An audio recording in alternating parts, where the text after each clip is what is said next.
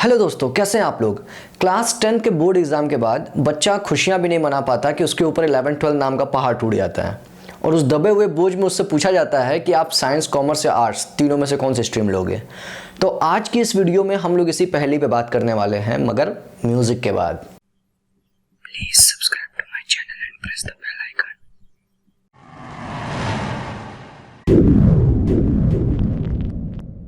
Hello दोस्तों, मेरा नाम नदीम खान है और आप देख रहे हैं नॉलेज लोडेड। दोस्तों, साइंस, कॉमर्स या आर्ट्स, इन तीनों स्ट्रीम में कोई भी डिसीजन लेने से पहले आपको जो पुरानी कहावतें, परसेप्शन जो चले आ रही है बाप दादा के ज़माने से, वो उन सब को बदलने की ज़रूरत है, उन सब को नज़रअंदाज करने की ज़रूरत है। क्या है ये कहावतें कि जो तेज़ बच्चे होते हैं पढ़ने में, जो अच्छे होते हैं, जो तोपची टाइप के बच्चे होते हैं, वो साइंस साइड लेते हैं, बाकी कॉमर्स और आर्ट्स कमज़ोर बच्चे लेते हैं। और दूसरा क्या है कि साइंस साइड में ज़्यादा स्कोप है, करियर ऑप्शंस ज़्यादा हैं, कॉमर्स और आर्ट्स में उतना ज़्यादा कुछ नहीं है। तीसरा क्या है कि साइंस साइड में बहुत अच्छा पैसा कमाने को मिलता है, बहुत अच्छी अच्छी जॉब्स मिलती हैं, बाकी कॉमर्स में उतनी ज़्यादा नहीं मिलती और आर्ट्स तो एकदम ही ख़त्म है। तो इस सब तरह की जो पुरानी कहावतें, स्टीरियोटाइप्स हैं, ये सब हो सकता है कभी पहले वैलिड रही हो, मगर आज के सिनारियो में जहां इतनी नई नई स्कोप्स और फील्ड्स खुल गई हैं, तो आज के ज़माने में तो ये कतई गलत हैं। तो इन सब को आपको बिल्कुल भी इन सब की तरफ ताकने की और देखने की भी ज़रूरत नहीं है। इन सारे स्टीरियोटाइप्स की तरफ आपको डिसीजन लेना है तो आपको पहले न्यूट्रल होना है अपने आप को, और फिर अपना इंटरेस्ट देखना है और फिर स्ट्रीम चूज़ करना है। तो हम लोग एक एक करके सब पे बात करेंगे।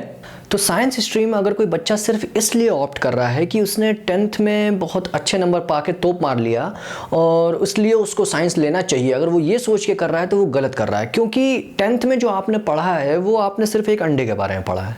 अब जब 11th में आएंगे तो उसमें से ड्रैगन निकलेगा। आप बोलेंगे इतना बड़ा, तो एक्चुअली में ऐसा ही होता है। तो ये एक स्टूडेंट पे डिपेंड करता है कि वो उस ड्रैगन को लेके या तो आसमान की ऊंचाइयों तक उड़ेगा या फिर वो ड्रैगन उसको जला के कबाब बना दे। तो मेरा कहने का ये मतलब है कि साइंस है तो बहुत इंटरेस्टिंग, मगर उसी तरह वो बहुत वास्ट भी है। तो ये जो बच्चा मेहनत कर रहा है, जो डेडिकेशन के साथ पढ़ रहा है, हार्डवर्क कर रहा है, उसके लिए तो ये एक तरह का हेवन हो जाएगा। मगर वहीं जो बच्चा पढ़ना नहीं चाहता, जो पढ़ाई उसको पसंद नहीं, उतनी मेहनत नहीं कर रहा, उसके लिए ये एक तरह का हेल हो जाएगा। तो इसलिए बच्चों को समझना ज़रूरी है कि सिर्फ नंबर बेसिस पे वो स्ट्रीम ऑप्ट ना करें, अपना इंटरेस्ट देखें। और इसमें साइंस स्ट्रीम में भी अंदर में एक पीसीबी होता है और एक पीसीएम होता है कि आप फिजिक्स, केमिस्ट्री, मैथ लें या फिजिक्स, केमिस्ट्री, बायोलॉजी लें। क्योंकि इसमें जो मेन सब्जेक्ट हैं वो यही है, फिजिक्स, केमिस्ट्री, मैथ और बायोलॉजी, यही लगभग मेन सब्जेक्ट हैं। तो अब पीसीबी लेंगे तो आप मेडिकल लाइन में जाएंगे, पीसीएम लेंगे तो आप इंजीनियरिंग लाइन में जाएंगे। इसकी बहुत सारी स्ट्रीम आप देख सकते हैं स्क्रीन पे। इंजीनियरिंग की तमाम फील्ड है, मर्चेंट नेवी है, डिफेंस है, आपका मेडिकल लाइन में पूरा एमबीबीएस है, फार्मेसी है, फिजियोथेरेपी से लेके सब कुछ है इसमें। तो अब ये बच्चा जानेगा कैसे कि उसको साइंस लेना चाहिए, तो ये किसके लिए बनी है।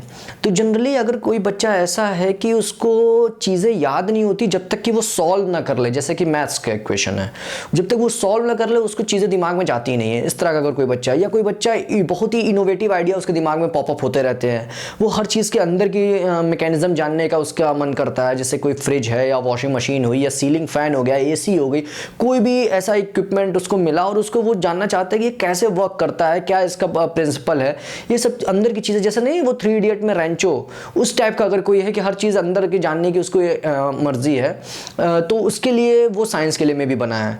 या फिर उसको कोई ह्यूमन बॉडी के मैकेनिज्म जानने की ज़रूरत है, लिविंग ऑर्गेनिज्म के बारे में इंटरेस्ट आता है उसको, तो वो मे भी बायोलॉजी के लिए बना है, तो वो पीसीएम, पीसीबी में ले सकता है। तो ये तो साइंस साइड का है। तो अगर हम लोग कॉमर्स की बात करें तो कोई बच्चा कॉमर्स ये सोच के अगर ले रहा है कि चलो कॉमर्स ले लेते हैं, बहुत आसान है, पढ़ना नहीं पड़ेगा, तो वो गलत सोच रहा है। क्योंकि कॉमर्स में भी अच्छे खासे सब्जेक्ट हैं। अकाउंट्स, इकोनॉमिक्स एक अच्छा खासा टफ सब्जेक्ट है। अगर कोई बच्चा उसको हल्के में लेता है तो वो अच्छा स्कोर नहीं कर पाएगा। वैसे कॉमर्स में जो इंपॉर्टेंट सब्जेक्ट्स हैं वो यही हैं, अकाउंट्स, इकोनॉमिक्स और बिजनेस। अब कॉमर्स लेना किसको चाहिए, कोई बच्चा कैसे जानेगा कि वो कॉमर्स के लिए बना है। तो अगर कोई बच्चा अपने लाइफ का हर डिसीजन, ज़्यादातर डिसीजन वो प्रॉफिट और लॉस के टर्म्स में देखता है, या फिर वो बिजनेस में इंटरेस्टेड है कि बिजनेस कैसे फंक्शन करता है, उसमें कैश फ्लो कैसे होता है, मनी कैसे फ्लो होता है बिजनेस में, इस चीज़ में इंटरेस्टेड है। वो या तो अपनी पॉकेट मनी जो उसको मिल रही है उसको मैनेज बहुत अच्छा करना वो जानता है, उसके अंदर वो आर्ट है कि वो अपने पॉकेट मनी को मैनेज कर सके, या फिर अपने पॉकेट मनी को वो इन्वेस्ट करना के बारे में सोचता रहता है हम कैसे इसको कहीं इन्वेस्ट करें ताकि मुझे और ज़्यादा इसमें से पैसा रिटर्न मुझे मिले। इस तरह की अगर थिंकिंग उसकी है तो मे बी वो कॉमर्स के लिए बना है। ठीक है, अब कॉमर्स की में स्कोप क्या क्या है? कॉमर्स में स्कोप सबसे अच्छा जो है वो है CA, that is chartered accountant, और सीएसबी है, कंपनी सेक्रेटरीशिप है, उसमें बिजनेस एनालिस्ट है, रिसर्च एनालिस्ट है, बिजनेस मैनेजर है, अकाउंटेंट है, एंटरप्रेन्योरशिप है, बैंक पीओ, क्लर्क, बहुत सारा इसमें स्कोप है कॉमर्स में भी। तो ये भी एक अच्छी फील्ड है। और जो लास्ट है वो है आर्ट्स स्ट्रीम। अब आर्ट्स स्ट्रीम सबसे अंडररेटेड स्ट्रीम है, और ये सैड रियलिटी है कि बहुत सारे स्कूलों में तो आर्ट्स स्ट्रीम होती भी नहीं है, मगर ये इसकी इंपॉर्टेंस को कम नहीं करता। आर्ट्स स्ट्रीम अपने आप में बहुत ही वास्ट स्कोप रखती है, और ये बहुत ही क्रिएटिव फील्ड है। अगर कोई बच्चा सोशल साइंस में या फिर स्पोर्ट्स में, म्यूज़िक में या कोई और क्रिएटिव फील्ड में इंटरेस्ट रखता है तो उसके लिए आर्ट्स स्ट्रीम बहुत ही अच्छी फील्ड है।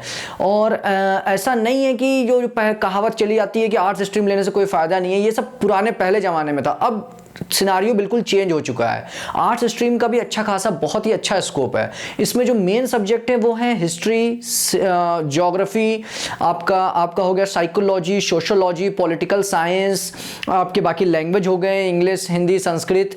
तो ये सारे सब्जेक्ट इसके लगभग मेन सब्जेक्ट्स में आते हैं। और आपको कैसे पता चलेगा कि आपको साइंस स्ट्रीम लेना है?